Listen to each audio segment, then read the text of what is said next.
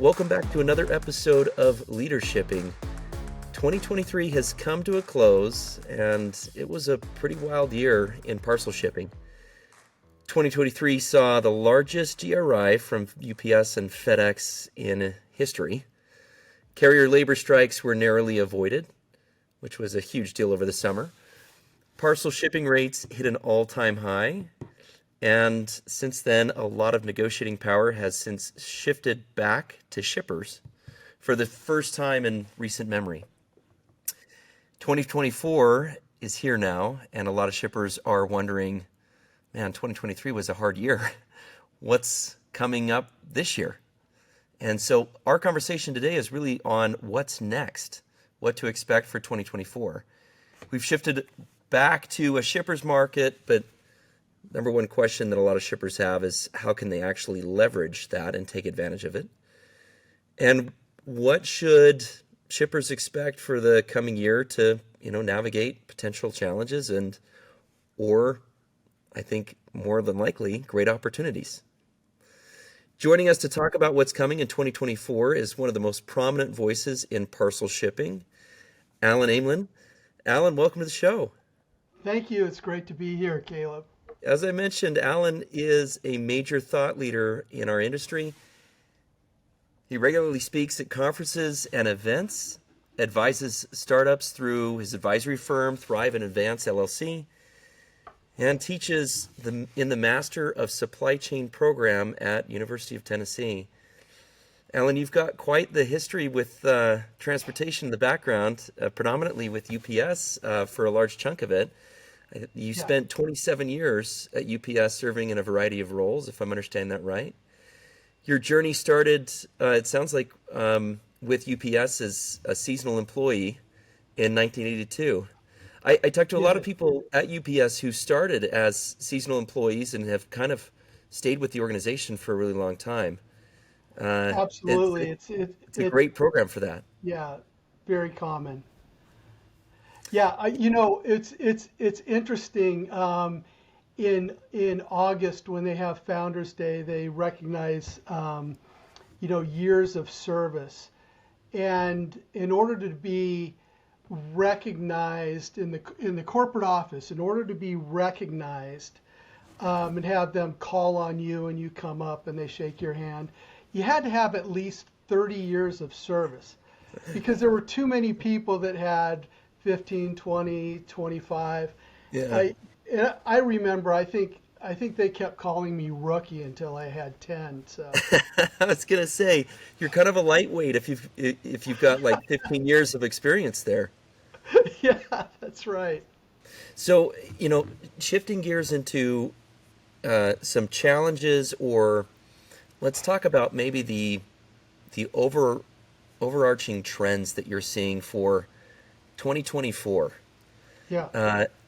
What would those be? What should shippers, we have a lot of people that listen that are transportation managers, VP of operations, COOs at organizations that have that supply chain.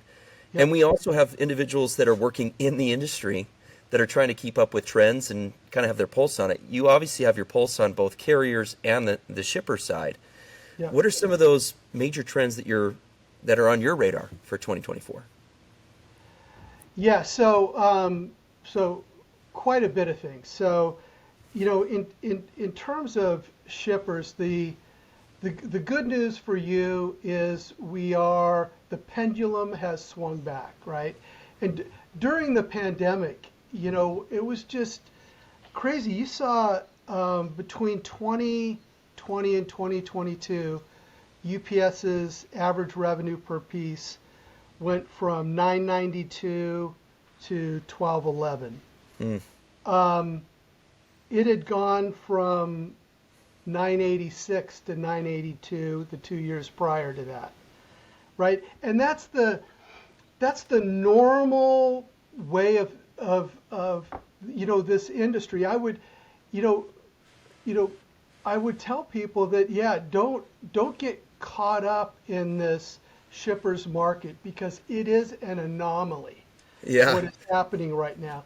In my 27 years at UPS, maybe 3 or 4 were a shipper's market, or Yeah. were the carrier's market. It's Yeah.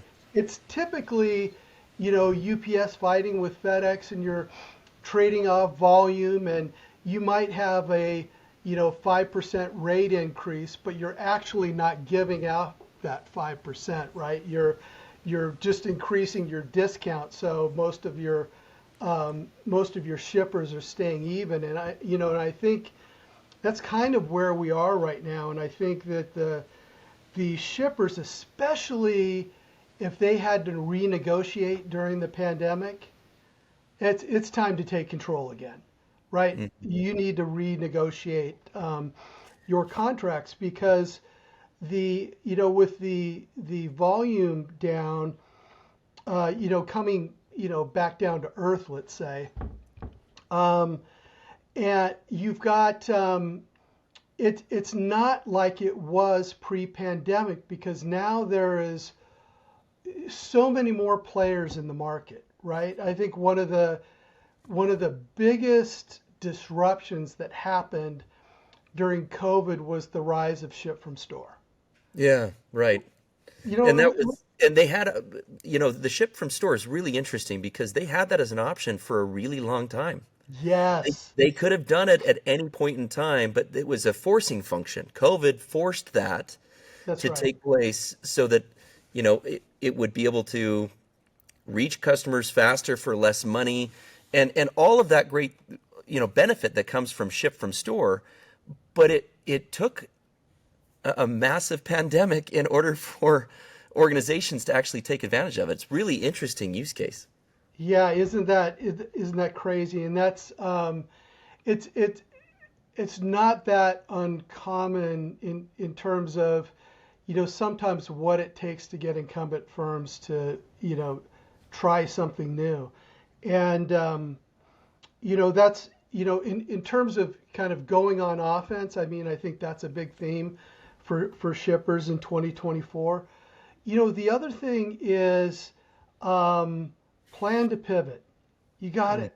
You just absolutely have to plan to pivot, because there is, I think there is potentially more uncertainty in 2024 than 2021.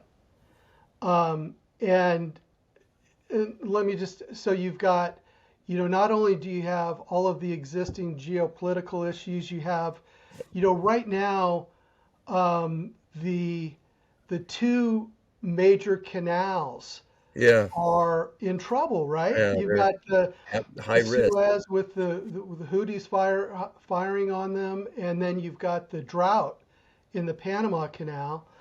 That's causing issues. You've got over 70 elections worldwide Wow, in 2024. wow.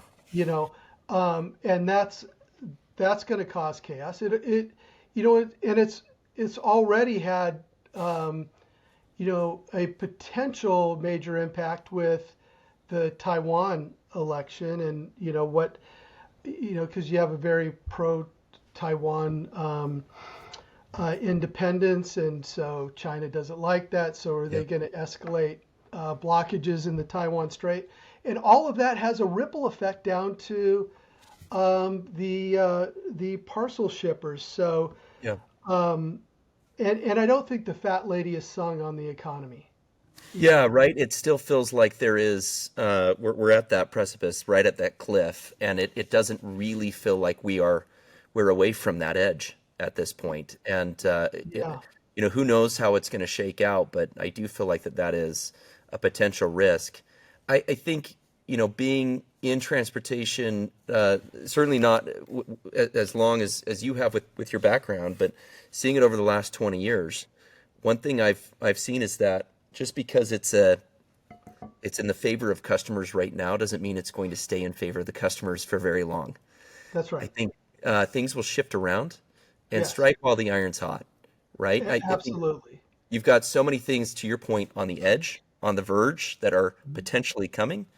Right. Control what you can control right now and don't wait for shipping costs to increase, for those impacts to already take place, for you to That's be right. like, okay, now I need to go do it. Don't be that forcing, don't have that be your forcing function. That's right. That's right. And you know, and you know the other thing that I would say is, you know, the shipping patterns have changed, right? So you have so much more, so many more parcels that are now getting shipped in bulk closer to the point of consumption, and then distributed through regional carriers, Hmm. um, gig outfits, you've and all of the Amazon shipping is actually becoming, pretty Yeah. aggressive. It was one of those things that you knew, it was like you knew Amazon was going to offer a third party shipping service. I mean, right? It was just a question of when. And so now that they've got some capacity, they're, really putting the jets on there. And so if you're a shipper, it's actually really good for you, right? Because Yeah. you have many more options now. And and when you look at this, really played out if you look at the rate increases from FedEx and UPS. So they were a little lower than last year, but traditionally still fairly high Still fairly high. Yeah. on average. But when you look at kind of, it wasn't evenly dispersed, right? So it's the long zones got hit harder, Hmm. um, and heavier weight packages got hit harder, and that speaks to the strength of these kind of retail logisticians, the Walmart Plus and the Spark, Yeah. and and Amazon, and even um, Costco with their purchase of Sears Logistics, doing a lot of their own. So all of that kind of plays out in short zone, and that's where they're facing the heaviest competition from regional carriers. Yeah. So what did they do? They didn't increase rates as much in the short zones, but Yeah. in the areas that those companies don't touch, Right. that's where they hit the rates. Yeah, the And zone so, 6, 7, and 8, become, profit land for UPS and FedEx. I'm interested on that Amazon front. We're seeing so much growth happen with yep, On Track, for example, merging with LaserShip, yep, expanding into new areas, new territories. Um, I'm really, kind of bullish on Amazon shipping. I think I've been really vocal that 2024 will be a year that will be unprecedented for Amazon yep, shipping to enter the market. And I don't think that can be overstated given the fact that we've been in a duopoly for yep, so long. The yep, last time we had a true competitor to Amazon or to UPS and FedEx was DHL, yep, that bought Airborne Express in 2001, 2002, and really came to go to blows with UPS and FedEx, yep. and that didn't end very favorably for DHL. So do you No, feel it like, didn't. yeah, do you feel like Amazon, the juggernaut that it is, this time it'll stick? Oh God, I love that example, Caleb, Yeah. because the thing about DHL is DHL tried to beat UPS and FedEx at their game. And UPS and FedEx said, bring it on. Go ahead. You can go ahead and sponsor Major League Baseball. You go do that. Yeah. And we're gonna cut rates, and you're not going to be able to build density. And we're Yeah. just going to see how long you bleed cash until you leave. And they Which did. is right, which is Yeah. exactly what happened. I saw a Amazon, statistic that DHL lost $12 to $14 on every package that they moved, I know, I which is know. unbelievable. Right, right. I mean, it really is. And, you know, Amazon is they're not playing the UPS game, right? They completely changed how they get packages from source to doorstep, right? And they had the luxury. I mean, I think there was a like a 2 year span where they spent about $60 billion on their network. And just to put that into perspective, like UPS and FedEx, I think they spend maybe 5 to 6 billion in capex every year. So it's like a 10x. Um, the Yeah. other thing that has changed is the connecting and thinking technologies, and the AI and ML, Hmm. and I remember when I was with UPS, and I was up with some folks at Amazon headquarters, and we were walking to lunch, and there's this big gray building. I said, "What is that? It looks like a prison." And they said, "Oh, that's our ML University."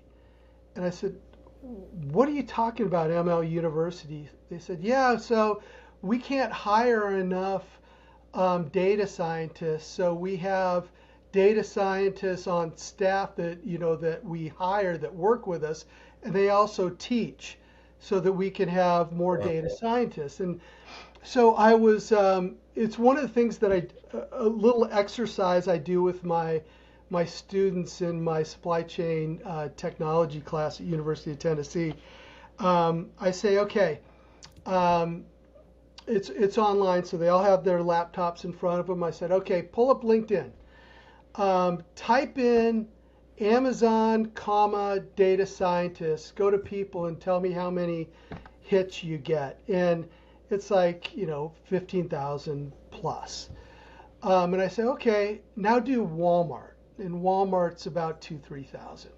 I say, okay, now substitute Macy's or UPS Yeah. or FedEx Right. or anyone else, and you start to realize this advantage that Amazon has built. And people say, well, AI, that's a bunch of hooey. Is it really being used in supply chain?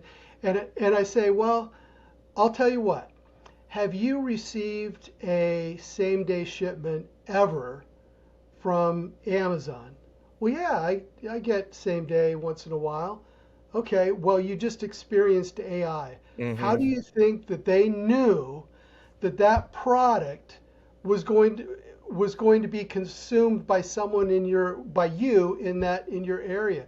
Yeah. They had to they had to predict your purchase, because there's no way they could have delivered it to you same day if Yeah. they didn't. And so and that's one of the things for you know shippers, is that's it's not the that traditional model of we're going to send vehicles out, and we're going to fill them up with we're going to deliver during the early part of the day, and we're going to Yeah. Pick up in the pick up at afternoon. the end of the day. Yeah. um, that model is going to continue for sure for B2B, but for B2C it's really changing. Yeah, it's interesting, and I think one thing that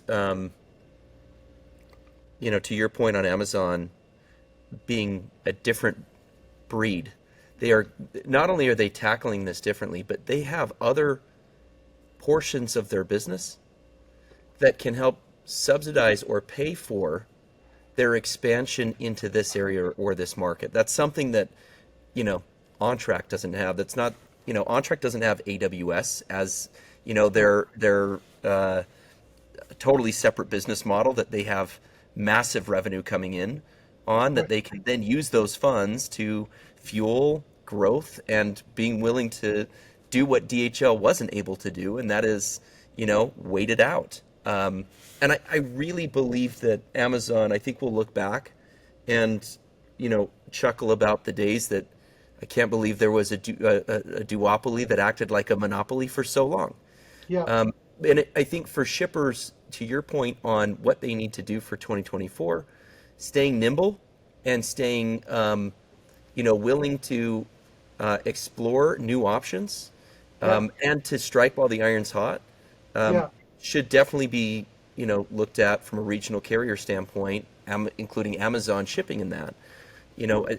It's the idea that gone are the days where you could single source with hmm all of your business with UPS or with FedEx. And I think shippers need to add a little bit more complexity, but get a lot of benefit in return. yeah, absolutely. And I think that there are a lot of opportunities for collaboration as well, right? One of the if you don't if you, you know no one has the kind of volume that that Amazon has, and one of the mantras at UPS that was drilled into me early in my industrial engineering days was that volume creates opportunity. Hmm. And so, are there opportunities to, even work with competitors where you're, bundling shipments that are, originating in the same general area and going to the same general area? Can you create package characteristics that lower the cost for a UPS and FedEx, allow you to get a better deal with those companies? There's a lot of things that opportunities that you can take advantage of, and it's I think about some of the best sustainability opportunities, which globally in the U.S. it's still not front and center. Globally, it's becoming a bigger thing because reporting and fines are starting to hit this year. But one of the things I've always said that's also good for lowering cost is if they could just put clear plexiglass sides on 40-foot trailers, and you can see how many trailers are going down the highway, half full, quarter full, Yeah, nothing in them, right. right? It's a lot. Yeah, finding that extra um, extra capacity, I Yeah, think is huge. And there are carriers that have that extra capacity that are saying, "Hey, help me fill those trucks." yeah, And it's the marrying up of data, and I think data is the main component to this that helps you kind of marry that up of shipment to carrier. I think it's just a really interesting time, and I think sustainability will. To your point, I totally agree with you. I think some brands that we talk to, sustainability is top of mind, but yes, that's few and far between. And I think it's because most people associate sustainability with luxury. Like driving a Tesla. Okay, that's a luxury brand. And I think a lot of shippers are focused on just getting packages out the door and not necessarily focused on how do I make sure that I'm reducing my carbon footprint? How do I make sure that I don't have I have less material ending up in landfills? The unique part about tackling sustainability in Parcel is it's a direct one for one on if I move the needle with sustainability, I'm going to move the needle also on cost reduction. absolutely. You reduce the size of the box, it's cheaper. Reduce how many miles it moves, it's cheaper. Everything you do is pretty much a one for one from a cost perspective, which I love. Yeah, spot on, Caleb. Yeah,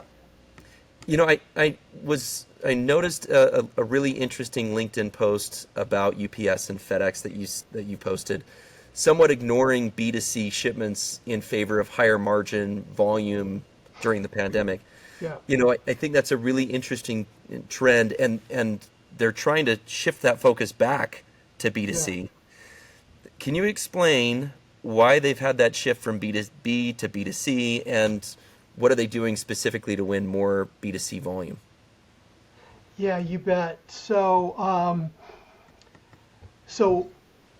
one of um, one of my dissertation committee members when I was getting my PhD.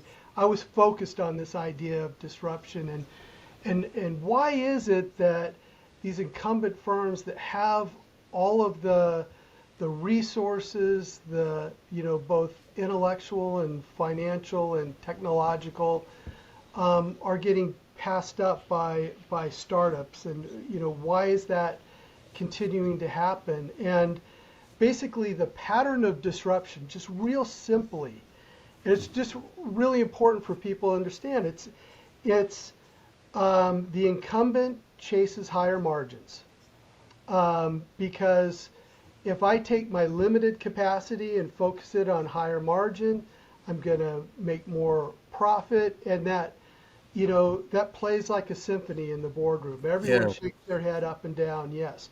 Okay, so what's the problem with that? Well, you leave the low end of the market unattended. And you think of what happened during the pandemic in Parcel, that's exactly what happened. Yeah. FedEx and UPS went up market. They abandoned the low end of the market, which is, typically the large commercial B2B or B2C shippers, where they don't make a lot of margin. And then new entrants come in to fill that void, doing it differently than the incumbent so that they can still make money. And that's the rise of ship from store. That's the expansion of Amazon and Walmart shipping and even DoorDash, right? And then what happens is the incumbent, typically if they can, they ignore it, and the low end of the market gets saturated, and they move up market to displace the incumbent. It's happened over and over and over again, and it's really hard. How do you go to the board and say, yeah, we're actually we've got this limited capacity, but we're going to keep some of the capacity on the low end of the market. It's just really tough to do, and that's what happened. And then the market switched, went back, as we were talking about earlier, went back to a shipper's market. And the other thing that I always heard at UPS is you got to feed the beast, right? You've got these, huge networks in place, and yes, there's a lot of variable costs, but there's a lot of fixed cost as well. And so, as the utilization of those fixed cost facilities goes down, the cost per piece of every piece going through that facility goes up. Yeah. Right? And eventually that will sink you. FedEx and UPS see that, right? And so now they're going back and they're becoming much more aggressive on winning back business. That's been a real theme. They're still, focusing on B2B, which is where they're going to get the best margin. And they're also, I think, I'm just not as familiar with FedEx, but I know UPS is doing some really smart things around going after the higher margin portions of B2C. So SMBs and the small to medium sized businesses, that's where actually FedEx is going after that as well. And then returns, right? Mm-hmm. Returns is inherently very profitable for parcel shippers because it's a consolidated pickup. So it really has a lot of B2B characteristics, even though it's B2C. And UPS acquiring Happy Returns, I thought was big news. That was big news. It was that was a bold move, especially since I think thousands of Happy Returns locations happen to be FedEx office stores. Right? Yeah. Right? Yeah, So, that's really interesting, and it's interesting to hear, because we've heard, specific from UPS, Carol Tomei's mantra of better, not bigger, Right. which was post-COVID, right? Better, not bigger. We're not out for more. We want better. And I think as the market has slowed down, and as some of those, especially larger shippers that I personally have talked to on a regular basis, that used to feel like they carried significant weight and you know strong relationship Yep. with uh, with the carriers, and I mean that with both UPS and FedEx, Yeah. we're being told, hey, you have volume caps now on your account, Right. and because of the types of shipments that you have and the pricing that we've put in place for you, and our capacity is now really tight. We don't value your freight the exact same way.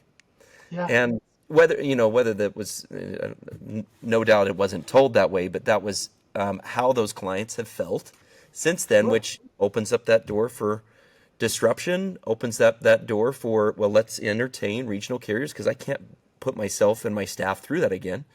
That's It's right. really an interesting time, and having conversations with some of the bigger shippers out there, it was almost a negative to be one of the larger shippers shipping Yeah. B2C over the Yeah. last couple of years. Yeah. Very Which interesting. is, I mean, I can't even relate to it. I cannot even relate to it because, you know, I, I retired in March of 2019, which is just about when COVID hit, right? Yeah. And then Carol Tomei came in middle of that year. And, you know, I'll tell you, I don't, she was on the board for 15 years. The board wanted her to move the stock price.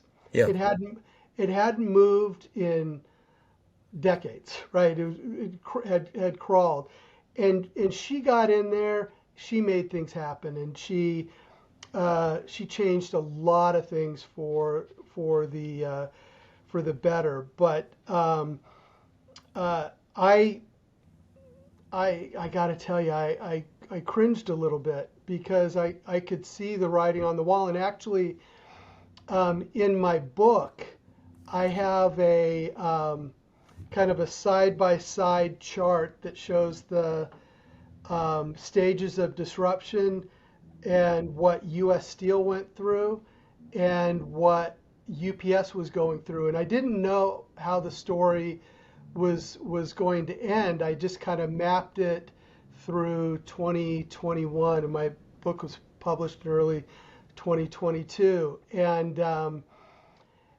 the stock price went up, and now it's higher than it was, but it has it's come down. And and I think there's a lesson there for for all businesses that um, it's yes, you want to maximize profits, but at the end of the day, it's the customer, right? Yeah. It's the customer, and those customers have long memories, Yeah, good they and bad. do. Especially in transportation. If Oh they yeah, get if they get wronged or jaded, it is a chip that they hold on their shoulder for a very long time. It's really difficult to rebuild that because at the end of the day, you're exactly right. This is all about relationships. yeah. I'll tell you what. My entire career, I heard from customers about the strike in '97. Yeah, exactly. Right. I know. It's still, you talk to shippers today and they'll still say, oh, I will never use UPS because of that Yeah. situation, and it's interesting to see that kind of hang on. This has been such a great conversation, Alan. If you were to put it in a nutshell for our listeners, what would be your final piece of advice for them to take into 2024? Yeah, so I think this theme of go on offense and don't wait right now, and that is not only renegotiating contracts, but also taking stock of what you have and your business processes, and are there ways that you can do things differently to react to the market more quickly to shave off some costs? How are you using technology today? Are you investing in your people? Because at the end of the day, and I emphasize this all the time with my technology classes, the reason technology fails typically has nothing to do with the technology and everything to do with the people. So if you want to be able to create options that are so important in conditions of uncertainty, you want to create options that allow you to pivot away from danger and towards opportunity, your first investment is not in technology. Your first investment is in your people, and making sure that you have the people in place that will be able to execute, and then you're and then you're investing in technology. The the other thing is, and I was just listening to some economists this morning that were talking about the economy, and they described it as fragile.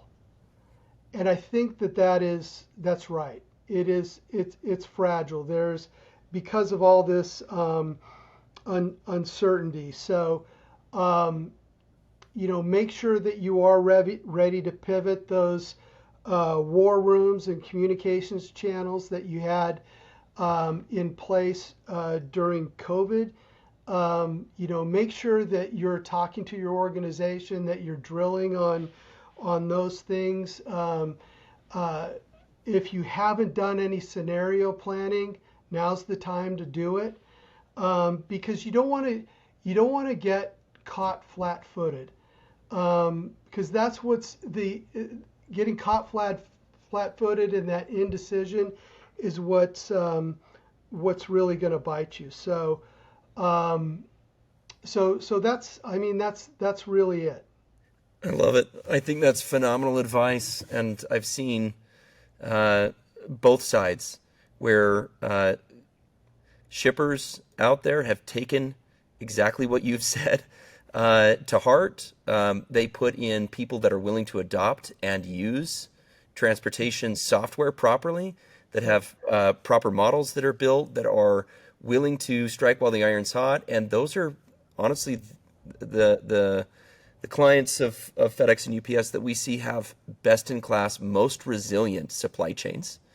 And on the flip side of that, I see a lot of businesses that completely ignore a lot of that advice, and their supply chain is exactly what you said about the economy: super fragile and ready to break at any time.